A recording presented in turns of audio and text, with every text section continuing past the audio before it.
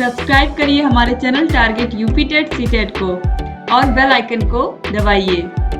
Hello friends, मैं रेनू स्वागत करती हूँ आप सभी भावी अध्यापक एवं अध्यापिकाओं का आपके अपने channel target UP TET CTET में। दोस्तों, आज की इस वीडियो में हम आपके सामाजिक अध्ययन विषय के अंतर्गत चैप्टर नंबर 6 पढ़ने वाले हैं। और चैप्टर नंबर 6 क्या है? जनगणना, नागरिक सुरक्षा तथा सरकार की जनहित योजनाएं। जनगणना का मतलब क्या होता है, जनगणना का क्या इतिहास है, इसके अलावा जो हमारे देश में जनसंख्या बढ़ती जा रही है, आपको पता होगा कि हमारे देश ने अब चीन को भी पीछे कर दिया। जब अब की बार जनगणना आप देखोगे तो हम चीन से भी आगे हो जाएंगे, यानी कि पूरे विश्व में जो भारत होगा वो सबसे अधिक जनसंख्या वाला देश निकल करके आएगा। ठीक है, तो इस तरीके से यहाँ पर जनसंख्या बढ़ने के क्या क्या रीजन है, कैसे हम जनसंख्या को नियंत्रित कर सकते हैं, ये सारी बातें आज इस वीडियो में पढ़ेंगे हम। और ये जो चैप्टर है जनगणना वाला, जनसंख्या वृद्धि वाला, ये बहुत इंपॉर्टेंट है और इससे एग्जाम में प्रश्न आते हैं, तो ये बहुत इंपॉर्टेंट है और ध्यान से आप लोग पढ़िएगा। और चैप्टर नंबर 5 तक सारे के सारे क्लासेस की लिंक आपको डिस्क्रिप्शन बॉक्स, कमेंट बॉक्स में मिल जाएगी। सारे विषयों की क्लासेस, सारे विषयों की मास्टर क्लासेस, ये सब आपको मिल जाएंगी। तो चलिए स्टार्ट करते हैं। और अगर आपको सारे विषयों की पीडीएफ चाहिए, यानी कि इस तरीके से लिखा हुआ नोट्स चाहिए हर विषय का, हर विषय के चैप्टर वाइज टेस्ट चाहिए, तो ये सारी चीजें आपको ऐप में मिलेंगी। ऐप को डाउनलोड करने के बाद आगे की क्या प्रक्रिया कैसे करनी है, वो सारी चीजें मैं आपको बताऊंगी आगे। सबसे पहले यहाँ पर हम जनगणना के बारे में पढ़ लेते हैं। दोस्तों चलिए यहाँ पर हम जनगणना के बारे में पढ़ेंगे। जनगणना क्या होती है और ये कब कब की जाती है और इससे क्या क्या चीजें पूरी जनसंख्या के बारे में हमें जानने को मिलती है और कौन कौन से आंकड़े इससे इकट्ठे होते हैं। तो सबसे पहले देखिए, भारत में जनगणना का आधार जनसंख्या की संरचना है। जनसंख्या की संरचना से अर्थ जनसंख्या के ढांचे से है, अर्थात जन की संख्या, उनकी आयु, लिंग, जाति, धर्म, भाषा, साक्षरता, जनसंख्या वृद्धि की प्रवृत्ति, घनत्व, व्यवसाय, ग्रामीण एवं नगरीय अनुपात आदि पता लगाया जाता है। यानी कि जब भी दोस्तों आप लोगों को पता है कि हमारे देश में हर 10 साल पर जनगणना की जाती है। 2020-21 में जनगणना करना था, लेकिन कोरोना की वजह से वो जनगणना नहीं हो पाई। 2011 में जो लास्ट जनगणना हुई थी, जिनके आंकड़े हमारे पास हैं, उनके अनुसार यहाँ पर अगर उस तरीके से हम देखें तो यहाँ पर जनगणना से हमें क्या क्या जानकारी मिलती है। सबसे पहले तो स्त्री पुरुष का अनुपात, यानी कि मेल फीमेल कितने हैं, कितने मेल पर कितनी फीमेल है, यानी कि कितने पुरुषों पर कितनी महिलाएं हैं, इसकी जानकारी मिलती है। कितने परसेंट किस आयु के व्यक्ति हैं हमारे देश में, ये भी पता चलता है जब हम जनगणना करते हैं। ठीक है, इसके अलावा जाति, धर्म, कितने लोग साक्षर हैं, ये भी पता चलता है कि कितने लोग पढ़े लिखे हैं देश में जनसंख्या के अकॉर्डिंग। ठीक है, इसके अलावा वो कौन कौन से व्यवसाय करते हैं और कहाँ पर जनसंख्या घनत्व ज्यादा है, यानी कि कहाँ पर कम जगह में भी ज्यादा लोग रहते हैं। तो ये सारी जानकारी हमको जनगणना से मिलती है। तो अब जनगणना का इतिहास क्या है, अब इसके बारे में हम जानेंगे। तो जनगणना की हिस्ट्री क्या है, देखिए, ब्रिटिश भारत में पहली जनगणना 1872 में कराई गई थी, 1872 में करवाई गई थी और लॉर्ड मेयो के कार्यकाल में ये हुई थी। और 1881 ईस्वी में लॉर्ड रिपन के समय से प्रत्येक 10 वर्ष के अंतराल पर जनसंख्या का क्रमवार आंकलन प्रारंभ हुआ, जो आज भी जारी है और आज भी हर 10 साल पर जनगणना होती है। इस प्रकार 1872 में हुई जनगणना को शामिल करते हुए अब तक भारत में 15 जनगणना हो चुकी है। वर्ष 2011 की जनगणना भारत की 15वीं जनगणना थी। अब आते हैं हम भारत की जनसंख्या नीति पर। 2016 में ये प्रश्न पूछा हुआ है आप लोग के पेपर में। तो भारत की जनसंख्या नीति के प्रमुख जो बिंदु है वो इस प्रकार है। पहला है परिवार कल्याण से संबंधित चिकित्सा सेवाओं की निःशुल्क व्यवस्था करना, माता तथा बच्चे के स्वास्थ्य संबंधी कार्यक्रम को महत्व देना, लड़कों तथा लड़कियों की विवाह आयु बढ़ाकर क्रमशः 21 व 18 वर्ष कर देना, राज्य सरकारों को दी जाने वाली केंद्रीय सहायता का 8% विशेष रूप से परिवार कल्याण कार्यों के निष्पादन तथा सफलता से संबंधित करना, परिवार कल्याण कार्यक्रमों को बढ़ावा देने के लिए केंद्रीय तथा राज्य सरकारों द्वारा प्रचार करना। अब चलिए देखते हैं जनगणना का क्या महत्व है। ये 2018 में पूछा हुआ प्रश्न है आप लोग के पेपर में। तो जनगणना का क्या महत्व, आखिर में हम जनगणना करते किस लिए हैं? तो किसी भी देश के योजनाबद्ध विकास के लिए जब हमें ये पता होगा कि हमारी जनसंख्या कितनी है, हमारे देश में रह कितने लोग रहे हैं, कितने पुरुष हैं, कितनी महिलाएं हैं, किस प्रकार का रोजगार लोग कर रहे हैं, कहाँ पर जनसंख्या अधिक है, कहाँ पर कितने पढ़े लिखे लोग हैं, वहां पर उसी प्रकार के रोजगार को पैदा किया जाएगा। तो ये सब जानकारी हमें जनगणना से ही मिलती है। तो किसी भी देश के योजनाबद्ध विकास के लिए जब हमें जनगणना के बारे में पूरी जानकारी मिल जाएगी, व्यक्तियों के बारे में, उनके व्यवसाय के बारे में, उनकी आयु के बारे में, उनके लिंग के बारे में, कहाँ पर जनसंख्या अधिक है, कहाँ कम है, किस तरीके से जनसंख्या घनत्व कहाँ ज्यादा है, जब ये सब जानकारी हमें हो जाती है तो इससे हम विकास की योजनाएं बनाते हैं, देश के लिए योजनाएं बनाते हैं कि किस प्रकार की योजना कहाँ पर सही रहेगी, गांव में कितनी % जनसंख्या है, शहर में कितने % जनसंख्या है।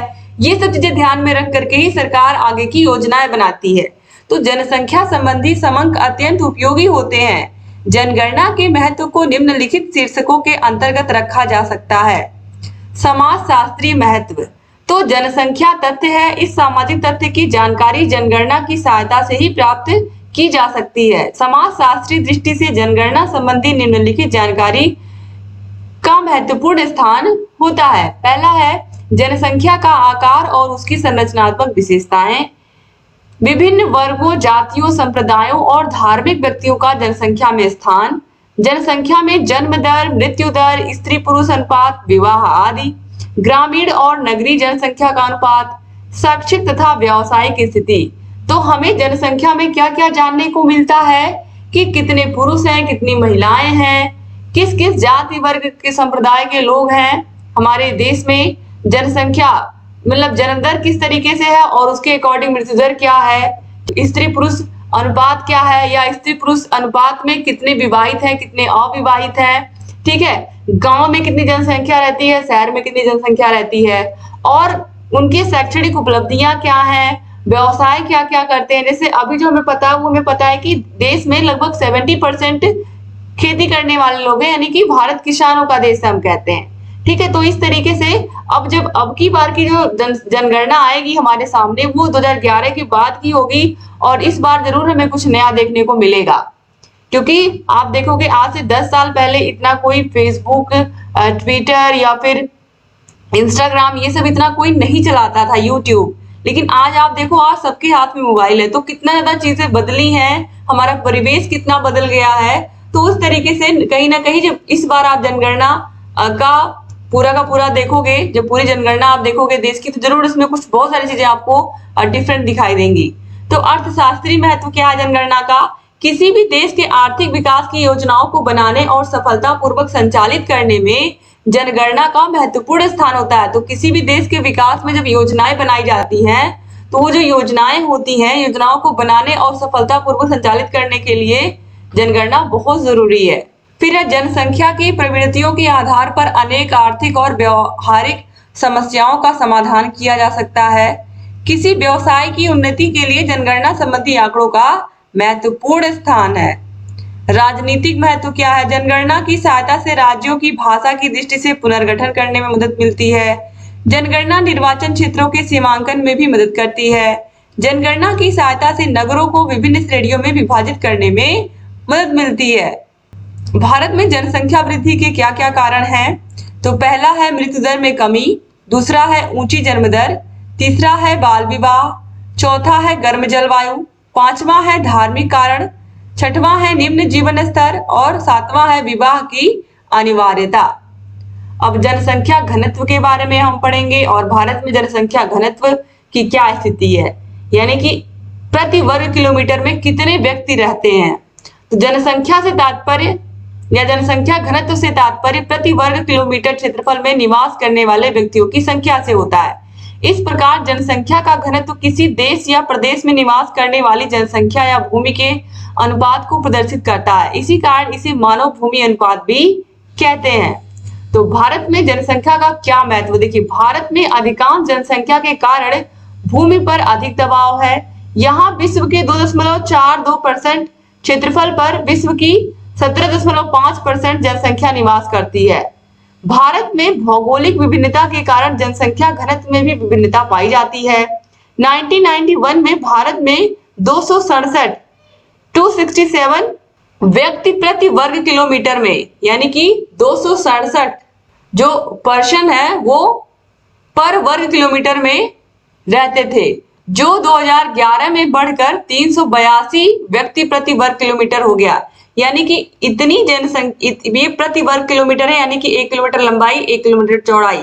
अब इसमें इस क्षेत्रफल में पहले 1991 में 267 लोग रहते थे, 267। अब 2011 की जब जनगणना की गई तो इसी इतने क्षेत्रफल में रहने वाले लोगों की संख्या कितनी हो गई, 382 हो गई। तो आप देखो किस तरीके से बढ़ रही है।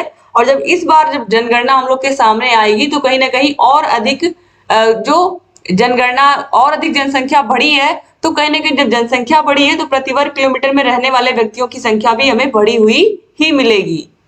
अब जनसंख्या वृद्धि पर कैसे हम नियंत्रण कर सकते हैं? तो जनसंख्या इतनी तेजी से बढ़ रही है हमारे देश की, इसको हम कैसे नियंत्रित कर सकते हैं, ये बहुत बहुत जरूरी है। क्योंकि आप लोगों को एक चीज तो पता ही है कि जनसंख्या बढ़ रही है, लेकिन क्या जमीन बढ़ रही है? नहीं बढ़ रही है। क्या पीने का पानी बढ़ रहा है? नहीं बढ़ रहा है। ठीक है। क्या हमारे जो संसाधन है, प्राकृतिक संसाधन जैसे कि एलपीजी गैस है, क्या वो बढ़ रही है? नहीं बढ़ रही है, लेकिन घरों में सिलेंडर बढ़ते हुए जा रहे हैं। ठीक है। तो इस तरीके से जो संसाधन है, जो सीमित संसाधन, जैसे कि कोयला है, कोयला भी कभी ना कभी खत्म हो सकता है क्योंकि वो सीमित संसाधन है। तो ये सब क्या है, जब जनसंख्या बढ़ेगी तो इन सब का जो उपयोग है वो और बढ़ेगा, और जब उपयोग बढ़ेगा तो कहीं ना कहीं इनके खत्म होने के चांसेस जो है वो बहुत ज्यादा हो जाएंगे। और इसी वजह से जो जनसंख्या है उसको, क्योंकि अगर एक व्यक्ति 4-4 5-5 बच्चे एक व्यक्ति के होंगे तो कहीं ना कहीं इस तरीके से फिर वो उन बच्चों के और बच्चे होंगे, तो ये क्या होगा, एक तरीके से जो जनसंख्या है वो बहुत ज्यादा हो जाएगी। जैसा मैंने कहा कि जमीन तो बढ़ नहीं रही है, जनसंख्या बढ़ती जा रही है। तो कहीं ना कहीं इसी वजह से सरकारों ने भी बहुत सारे रूल लेकर के आए, सरकार बहुत सारे रूल लेकर के आई, बहुत सारी योजनाएं लेकर के आई। इसके अलावा आप लोगों ने भी सुना होगा, जब इंदिरा गांधी जी प्रधानमंत्री थी हमारे देश में तो लोगों की नसबंदी कराई जा रही थी। क्यों कराई जा रही थी? ताकि लोग कम बच्चे रखें, और जब कम बच्चे होंगे तो वो उनका पालन पोषण अच्छे से कर पाएंगे। अब किसी व्यक्ति की कमाई बहुत कम है, वो एक मजदूर है और उसके पास 5 बच्चे हैं, तो वो जो उसकी जो कमाई होगी वो पूरा उन बच्चों को खिलाने में ही लग जाएगी अच्छे से। वो किस तरीके से बच्चों को सही से और सारी चीजें मुहैया करा पाएगा? क्योंकि होता क्या है कि कोई बड़ी बहन है तो उससे छोटे बच्चे हो, उससे छोटे जब उसके भाई बहन होते हैं तो उस बड़ी बहन की जिम्मेदारी हो जाती है कि वो सारे भाई बहनों को अपने देखे, छोटे भाई बहनों का ख्याल रखे, और माता पिता दोनों मजदूरी पर चले जाते हैं।